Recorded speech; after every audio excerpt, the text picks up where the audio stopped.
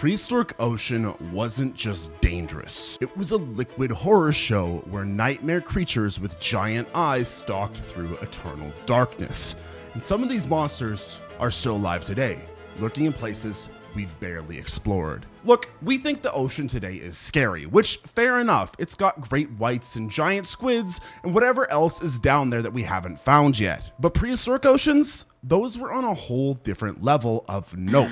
Picture this, you're in water so deep that sunlight gave up trying to reach you about half a mile ago. The pressure would crush you instantly. The temperature is just above freezing. And in this pitch black, bone-crushing void, things were living. And not just living, they were thriving, getting weird, getting big, and getting really, really good at killing stuff. See, back then, the deep ocean was where evolution went completely off the rails. No sunlight meant no plants, so everything down there had to get creative about dinner. Some grew massive eyes to catch the tiniest hint of light. Others just said screw it and went blind altogether. A few decided to even make their own light and wave it around like some kind of underwater serial killer with a flashlight. And the really messed up part? These weren't just random monsters that showed up for a few million years and then died out. In fact, they were already ancient when dinosaurs were still figuring out how to walk upright. And here's what really gets me. We only know about the ones that left fossils. Most deep sea creatures just dissolve when they die. Their shells get eaten by acid and they vanish without a trace. So for every horrifying prehistoric sea monster that we've found, there's probably a dozen worse ones that we'll never even know existed. Like, imagine there are 12 creatures out there even more terrifying than the Megalodon. Deep Ocean back then was essentially a horror movie that ran for 500 million years, starring creatures that would make H.P. Lovecraft throw up, giant eyes staring through eternal darkness, teeth that don't fit in mouths, things that haven't changed their murder strategy since before your great times a million grandmother was even a twinkle in some primordial soup. Meet the Ophthalmosaurus. This thing lived 150 million years ago and had eyes the size of dinner plates.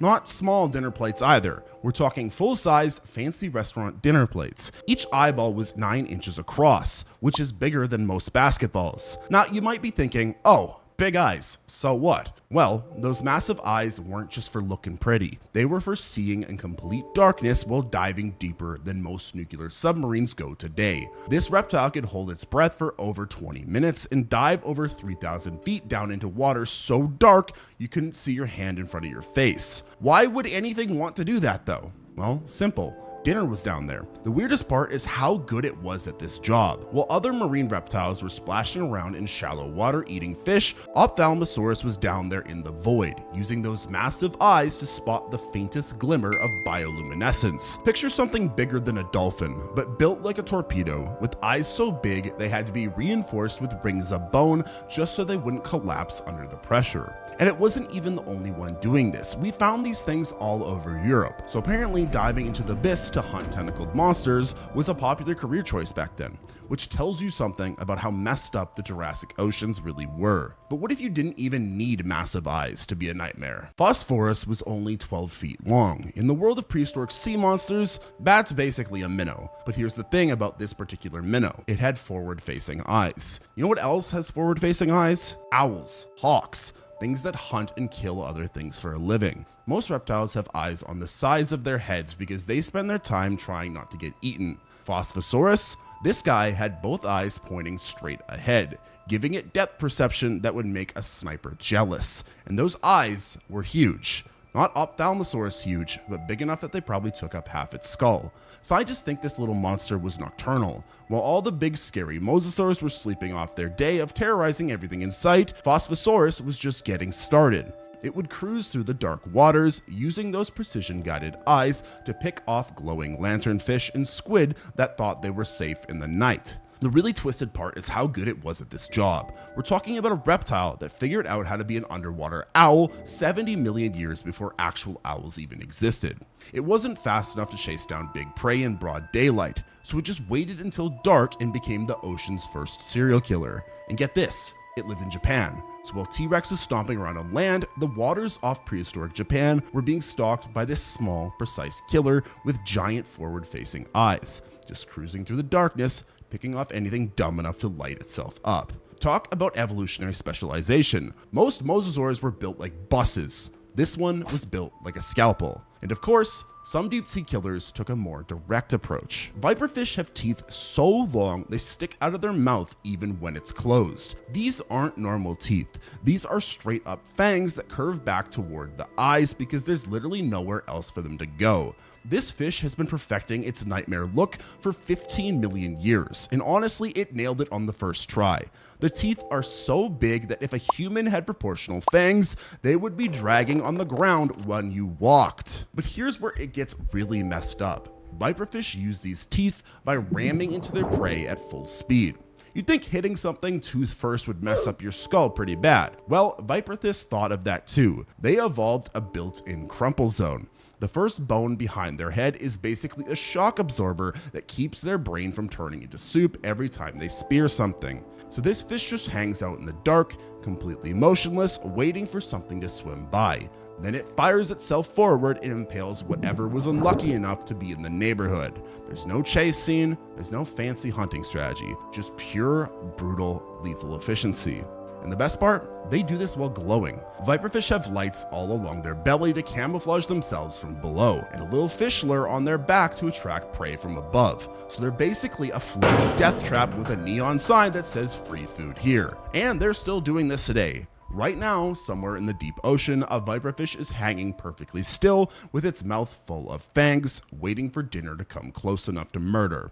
They've been at it for millions of years, and they're not going to be stopping anytime soon. And they are really scary, but they're not that big compared to the goblin shark, which is also still around today. The goblin shark looks like someone tried to design a shark, but had only ever had a description from someone who'd never seen one. Pink skin, flabby body, and a snout that looks like it belongs on a different animal entirely. But that's not even the scary part. The scary part is what happens when it opens its mouth. The goblin shark can shoot its entire jaw forward about a foot outside its head. Just boom. Suddenly, there's a second mouth where no mouth should be, full of long needle teeth grabbing whatever was unlucky enough to be nearby. This thing has been doing this exact same strategy for 125 million years. We know this because we keep finding fossil goblin sharks that look exactly the same as the ones swimming around today. While everything else was evolving and changing and trying new things, the goblin shark was just sitting there going, nah, I'm good, this is working fine for me. And why would it change? It lives so deep that nothing bothers it. It just floats around in the dark, waiting for something to swim close enough to its face, then it fires that jaw out and drags dinner back into its mouth. No chasing, no fighting, just pure mechanical efficiency. The weirdest part is that we barely ever see them. They live so deep and are so rare that most people who study sharks for a living have never even seen a living one. But they're down there right now, drifting through the darkness with their extendable nightmare mouths, doing the exact same thing they've been doing since before grass existed. And speaking of sharks, there's another nightmare shark still living today. Frilled sharks look normal until you get up close. Then you realize this thing has 300 teeth arranged in 25 rows, and every single one of them is shaped like a tiny trident. And when I say tiny, I mean each tooth is still big enough to do some serious damage. This shark is basically a 6-foot long swimming mouth that's been practicing the same routine for 80 billion years. It moves through the water like an eel, all wavy and smooth until something gets too close. Then it strikes forward and swallows prey that's half its own size, whole. No chewing, no tearing it apart, just straight down the hatch. The really disturbing part is how good it is at hiding. Frilled sharks live in caves and crevices during the day, then come out at night to hunt. They're almost never seen at the surface, so for most of human history, we had no idea they existed. We just kept finding their teeth in ancient rock and assuming they were extinct. Then, in the 1800s, some unlucky fishermen pulled one up and everyone realized these things never left. They've been down there this whole time, slithering through underwater caves and swallowing squid whole while the rest of the world moved on without them. And here's what really gets me. They're still doing it. Right now, somewhere in the deep Atlantic, a frilled shark is probably coiled up in some dark crevice, waiting for night so it can go hunt with the same 300-tooth mouth design that worked perfectly fine when dinosaurs were still walking around. This creature was so good at its job that evolution looked at this 80 million years ago and said, yeah, that's terrifying enough, and just kept it the same way. But some deep sea monsters found even stranger solutions in evolution. Female anglerfish carry around their own personal fishing rod with a glowing lure on the end. They sit perfectly still in total darkness, waving this little light around until something swims over to investigate. Then they open their mouth and swallow whatever was dumb enough to fall for the oldest trick in the book. That's not the weird part though. The weird part is what happens when a male anglerfish finds a female. He bites onto her and then never lets go. Ever. In fact, his mouth fuses to her skin, his blood vessels connect to hers, and he basically becomes a permanent sperm-producing tumor on the side of her body. This has been going on for 50 million years, by the way. These things are ancient. That was 50 million years of males biting onto females and becoming living, breathing reproductive organs. The females are totally fine with this arrangement because finding a mate in the endless black void of the deep ocean is basically impossible otherwise, just like my dating life. The male doesn't even have a functioning digestive system once he attaches. He just hangs there, getting all his nutrients from the female's bloodstream, waiting for her to need his services. Some females have multiple males attached at once, which means they're swimming around with several zombie boyfriends grafted to their bodies. Evolution looked at the problem of finding mates in infinite darkness and said, you know what, let's just make all the males into parasites. And it works so well that there are now dozens of different anglerfish species all doing the exact same horrifying thing. The female does all the hunting, all the surviving, all the work, while carrying around what are essentially biological sperm banks that used to be an independent fish. It's the most one-sided relationship in the animal kingdom, and for some reason both parties seem completely happy with it. But anglerfish weren't the first to thrive in impossible places. To find that creature, we need to go back to the beginning. 430 million years ago, the ocean floor was splitting open and spewing out water so hot it should have killed everything for miles around. Instead, worms moved in and built cities. Now, these weren't normal worms. They were tube worms that figured out how to live next to underwater volcanoes by making friends with bacteria. The bacteria would eat the poisonous chemicals coming out of the vents, and the worms would eat the bacteria. Everyone was happy except for anything that tried to live anywhere else on the sea floor, because it was basically a chemical wasteland. We know this happened because we keep finding fossilized worm tubes in ancient rocks that formed around these volcanic vents. Thousands of tubes, all clustered together around what used to be black smokers shooting out 700-degree water. The worms had no eyes, no mouths, and no way to catch food on their own. They just sat there in their tubes, letting their bacterial roommates do all the work. In fact, they're doing the exact same setup in the exact same places, with the exact same species of bacteria. 400 million years later, and tube worms are still the only things tough enough to live right next to underwater lava geysers. The really wild part is that these vent sites don't last very long. The volcanoes shut off, the chemistry changes, and the whole community has to pack up and find a new vent somewhere else. But somehow, these worms have been playing this game of volcanic musical chairs for nearly 500 million years. Most creatures spend their time trying to avoid getting cooked alive. Tube worms spent 430 million years perfecting the art of living inside a natural pressure cooker and turning poison into dinner. And speaking of ancient survivors, some fish took hiding to ridiculous extremes. In 1938, a museum curator got a phone call about a weird fish that had been caught off the coast of South Africa. She went to look at it and immediately knew she was staring at something that was supposed to be extinct for 66 million years. The coelacanth had been playing the ultimate game of hide and seek. While everyone else was dealing with asteroid impacts and ice ages and whatever other disasters were happening on the surface, coelacanths just moved into some deep underwater caves and decided to sit this whole modern era thing out. Scientists have been finding coelacanth fossils for decades, going all the way back to fish that lived 360 billion years ago. They figured these things died out with the dinosaurs. Turns out they just got really good at avoiding people.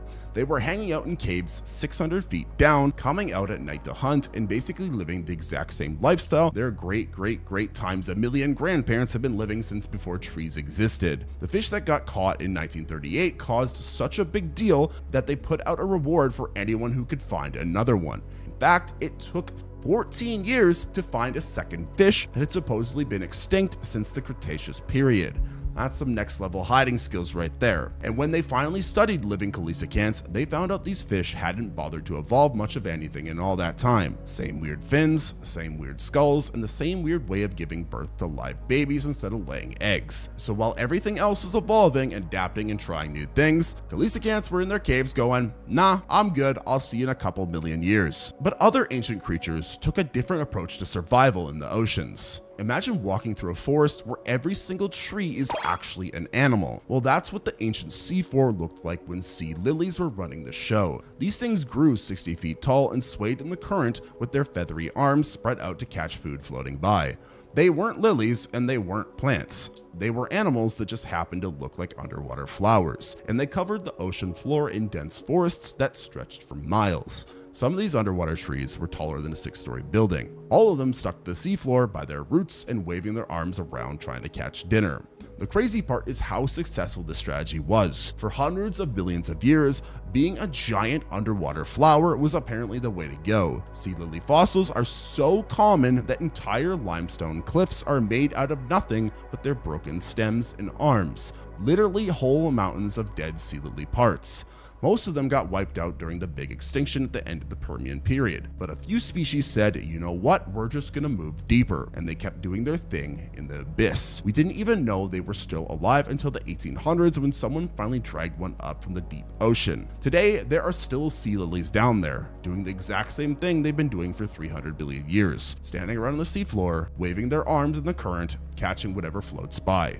They're not as tall as they used to be, and there aren't nearly as many of them, but they're still out there being living flowers on the bottom of the ocean. Talk about sticking with what works. Now we're about to talk about my favorite prehistoric marine reptile, the Abyssosaurus. Abyssosaurus literally means bottomless lizard, which is probably the most metal name any prehistoric reptile ever got. And unlike most dinosaur names that sound way cooler than the actual animal, this one earned it. This thing was a plesiosaur that looked at the deep ocean, decided that's where it wanted to live permanently. Not just visit for hunting trips, but full-time residency in the abyss. So it evolved the heaviest bones of any marine reptile ever found. Dense, thick bones that worked as built-in weights to drag it down into the darkness. Most marine reptiles had lightweight bones to help them float and swim efficiently. Abyssosaurus went the opposite direction and basically turned its skeleton into a lead vest. It wanted to sink, and it wanted to stay sunk. This thing had lungs the size of barrels to hold enough air for extended deep dives. Then it would just drop like a rock into water so deep that the pressure would crush a human instantly.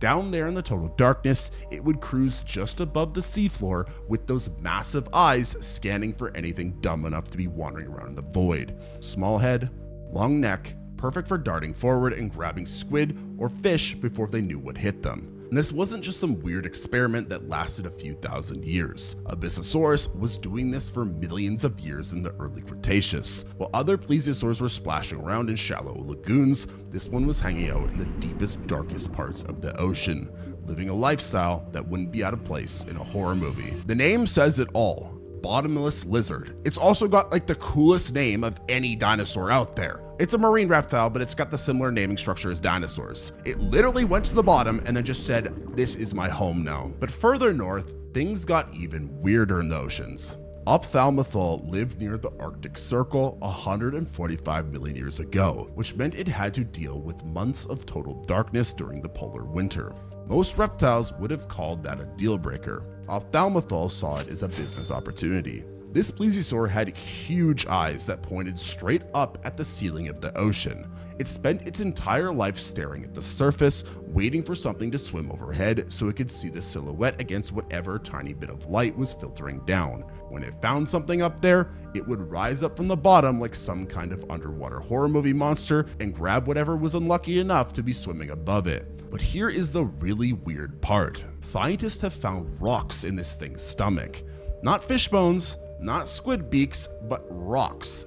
The name Ophthalmothal means Eye of the North, which is pretty accurate considering it was basically a swimming eyeball that lived at the North Pole, but long before any of these monsters existed, something made a terrible decision. Trilobites had the best eyes in the ocean for 200 million years. They had compound eyes with perfect crystal lenses that could see better than most creatures alive today.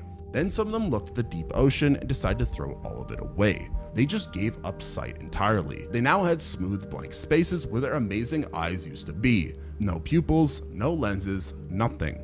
They voluntarily became blind and moved into the darkest parts of the ocean, where they spent the next few 100 billion years feeling around in the mud for dead things to eat. This wasn't some gradual evolutionary process either. These things had perfectly good eyes, then their descendants just didn't. It was like something decided that seeing was overrated and crawling around blind on the seafloor was a better lifestyle choice. Obviously, there was an advantage to it. That is the whole point of evolution, where new traits that emerge that are beneficial lead to the species surviving. So there was a reason. And apparently it worked out pretty well for them because blind trilobites were everywhere in the deep ocean. Thousands of them all feeling their way around the darkness with their antennae, bumping into each other, stepping on dead fish, living their best lives without any idea what anything actually looked like. In fact, they survived multiple mass extinctions this way. If you can't see the asteroid coming, there's no point in worrying about it. The last trilobites on Earth were probably the blind deep sea ones, still crawling around in the mud, still feeling for food with their antennae, completely unaware that they were the final members of one of the most successful animal groups in Earth's history. Sometimes ignorance really is bliss. But today's deep ocean has its own version of unstoppable scavengers that look like creepy bugs. Giant isopods are what happens when you take a regular pill bug and feed it nothing but protein powder and steroids for 30 million years. These things are the size of footballs and can go 5 years without eating. 5 years!